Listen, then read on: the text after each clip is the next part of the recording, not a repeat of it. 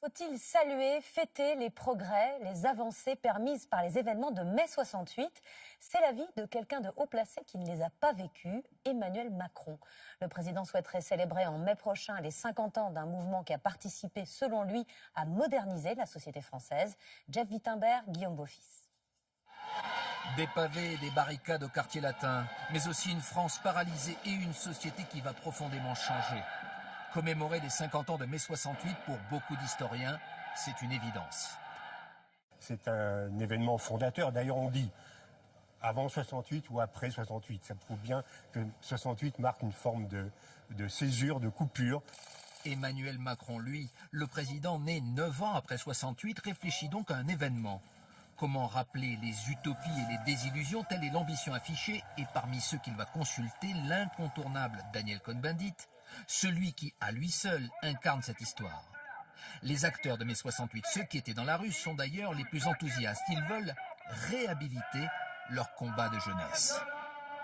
Rendre justice à 68, montrer que ça a été à la fois un grand mouvement de libéralisation et de démocratisation de notre société, mais aussi la plus grande grève générale de l'histoire de France. 10 millions de salariés en grève pendant 6 semaines, grève générale qui a débouché sur de très nombreuses avancées sociales. Mais d'autres n'ont retenu de 68 que la chienlit, le désordre moral et la fin de l'autorité. Certains en avaient même fait des arguments de tribune. Il n'y avait plus de valeur, plus de hiérarchie, ils avaient réussi, il n'y avait plus rien du tout, et eux-mêmes, c'était pas grand-chose. Alors, l'idée de célébrer mai 68, imaginez un peu.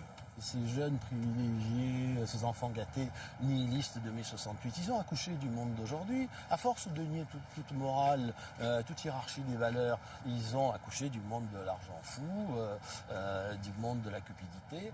Pourtant, 68, ce sont aussi les accords de Grenelle, les sections syndicales d'entreprise ou plus tard, de nouveaux droits pour les femmes.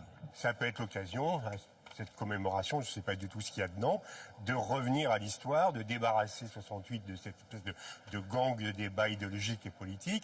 En mai 2018, Emmanuel Macron souhaite un anniversaire sans dogme ni préjugés. Certains lui diront peut-être qu'il ne suffit pas d'être pavé de bonnes intentions.